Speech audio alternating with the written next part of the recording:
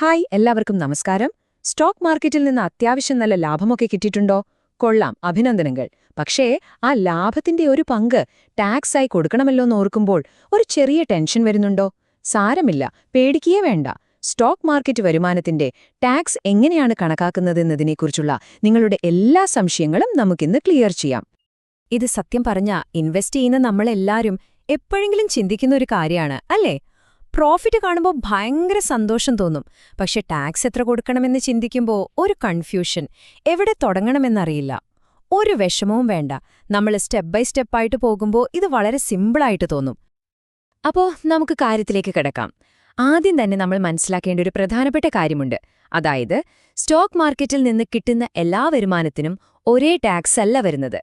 Income tax department ഇതിനെ പല കാറ്റഗറികളായിട്ട് തിരിച്ചിട്ടുണ്ട്. പ്രധാനമായും മൂന്നായിട്ടാണ് ഇതിനെ തരംതിരിച്ചിരിക്കുന്നത്. ഒന്നാമത്തേത് മൂലധന നേട്ടം, അല്ലെങ്കിൽ നമ്മൾ സാധാരണ പറയുന്ന ക്യാപിറ്റൽ ഗെയിൻസ്. രണ്ടാമത്തേത് ബിസിനസ് വരുമാനമാണ്. ഇത് കൂടുതലും ട്രേഡർമാർക്കാണ് ബാധകമാവുന്നത്. പിന്നെ മൂന്നാമത്തേത് കമ്പനികൾ നമുക്ക് തരുന്ന ലാഭവിഹിതം, അതായത് ഡിവിഡൻസ്. അപ്പോ ഇവ ഓരോന്നും എന്താണെന്ന് നമുക്ക് വിശദമായിട്ട് നോക്കാം. ഓക്കെ, അപ്പോൾ നമുക്ക് ഏറ്റവും കോമൺ ആയിട്ടുള്ള ക്യാപിറ്റൽ ഗെയിൻസിൽ നിന്ന് തന്നെ സ്റ്റാർട്ട് ചെയ്യാം. നിങ്ങളൊരു ലോങ് ടേം ഇൻവെസ്റ്റർ ആണെങ്കിൽ നിങ്ങളുടെ വരുമാനം മിക്കവാറും ഈ ഒരു കാറ്റഗറിയിലായിരിക്കും വരാൻ പോകുന്നത്. ഇത് വളരെ സിമ്പിൾ കോൺസെപ്റ്റാണ്. നിങ്ങളൊരു സ്റ്റോക്ക് വാങ്ങി കുറച്ചു കാലം കഴിഞ്ഞ് അത് വിൽക്കുന്നു. അപ്പോൾ കിട്ടുന്ന ലാഭമില്ലേ, അതിനെയാണ് നമ്മൾ മൂലധന നേട്ടമെന്ന് പറയുന്നത്. വാങ്ങിയതിനേക്കാൾ കൂടുതൽ വിലക്ക് വിറ്റാൽ അത് നേട്ടം, അതായത് ഗെയിൻ. ഇനി വാങ്ങിയതിനേക്കാൾ കുറഞ്ഞ വിലയ്ക്കാണ് വിൽക്കുന്നതെങ്കിലോ അത് നഷ്ടം, അല്ലെങ്കിൽ ലോസ്. അത്രയുള്ളൂ. ഇവിടെ നമ്മൾ എല്ലാവരും ശ്രദ്ധിക്കേണ്ട ഒരു പ്രധാന പോയിന്റുണ്ട്. നമ്മുടെ യഥാർത്ഥ ലാഭം കണക്കാക്കുമ്പോഴേ സ്റ്റോക്ക് വാങ്ങാനും വിൽക്കാനും നമുക്ക് വരുന്ന ബ്രോക്കറേജ് പോലത്തെ ചെലവുകളില്ലേ, അതൊക്കെ കുറയ്ക്കാൻ പറ്റും. ഒരു ഉദാഹരണം പറഞ്ഞാൽ, നിങ്ങളൊരു ഷെയർ 100 രൂപയ്ക്ക് വാങ്ങിയെന്ന് വെക്കുക. അതിന് 2 രൂപ ബ്രോക്കറേജ് പോയി. അപ്പോൾ നിങ്ങളുടെ ശരിക്കുള്ള വാങ്ങൽ വില 102 രൂപയാണ്. ഇനി നിങ്ങളത് 130 രൂപയ്ക്ക് വിറ്റു.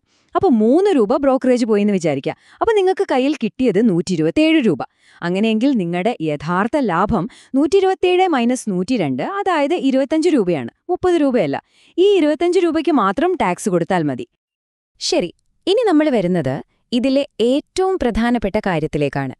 നിങ്ങളുടെ ലാഭത്തിന് എത്ര ശതമാനം ടാക്സ് വരുമെന്ന് തീരുമാനിക്കുന്നത് ഒരൊറ്റ ഫാക്ടറിനെ ആശ്രയിച്ചാണ്. അതെന്താണെന്നോ, നിങ്ങൾ ആ ഷെയർ എത്ര കാലം നിങ്ങളുടെ കൈവശം വെച്ചു എന്നുള്ളതാണ്. ഇതിനെയാണ് നമ്മൾ ഹോൾഡിംഗ് പീരീഡ് എന്ന് വിളിക്കുന്നത്.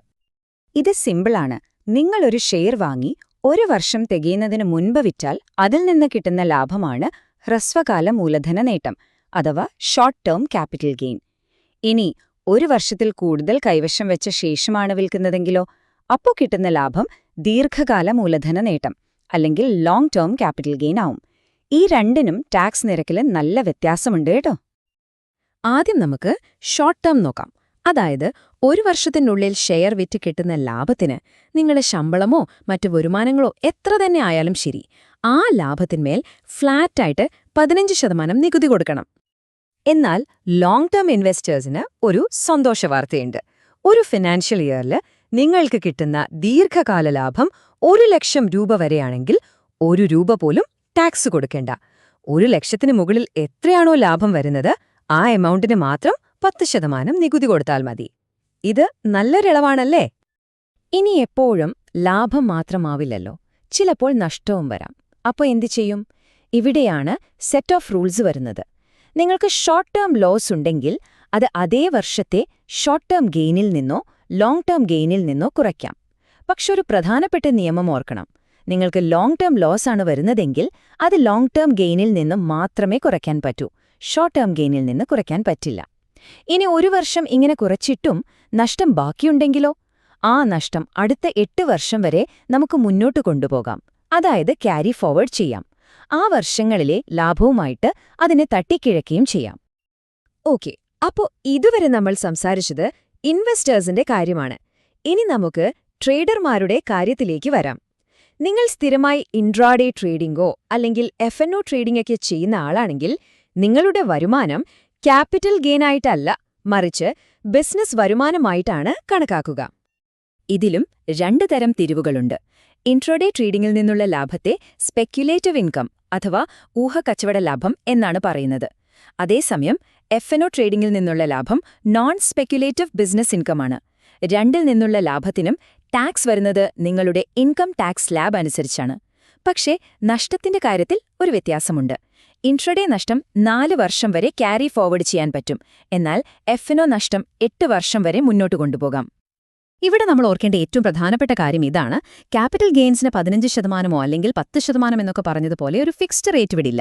പകരം ഈ ട്രേഡിംഗ് ലാഭം നിങ്ങളുടെ ശമ്പളം പോലെയുള്ള മറ്റ് വരുമാനങ്ങളുടെ കൂടെ കൂട്ടും.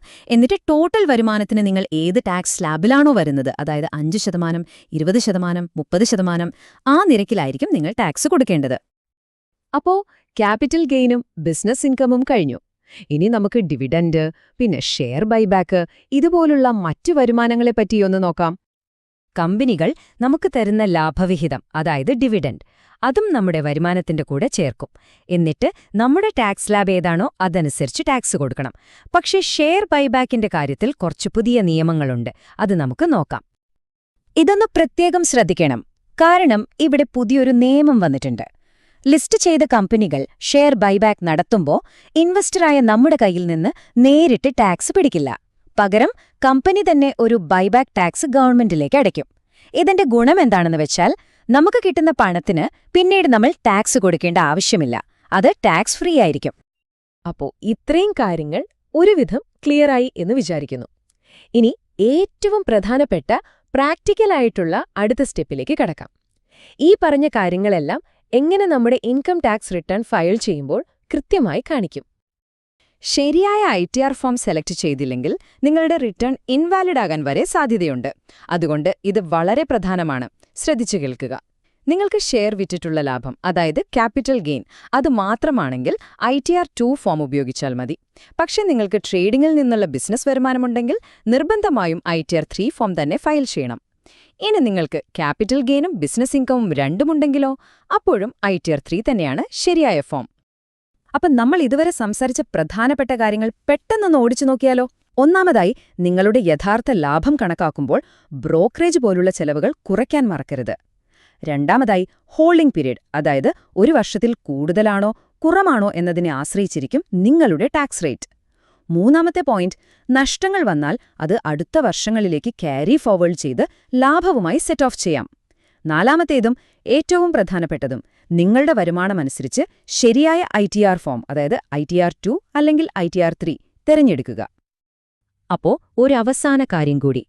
ഈ പറഞ്ഞ വിവരങ്ങളെല്ലാം നിങ്ങൾക്ക് കാര്യങ്ങൾ എളുപ്പത്തിൽ മനസ്സിലാക്കാൻ വേണ്ടിയുള്ളതാണ്.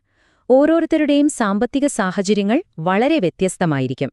അതുകൊണ്ട് സ്വന്തമായി ടാക്സ് ഫയൽ ചെയ്യുന്നതിനു മുൻപ് ഒരു ടാക്സ് എക്സ്പേർട്ടിന്റെയോ അല്ലെങ്കിൽ ഒരു ചാർട്ടേഡ് അക്കൗണ്ടന്റിന്റെയോ ഉപദേശം തേടുന്നത് എപ്പോഴും വളരെ നല്ലൊരു കാര്യമാണ്. നിങ്ങളുടെ നിക്ഷേപയാത്രയ്ക്ക് എന്റെ എല്ലാവിധ ആശംസകളും.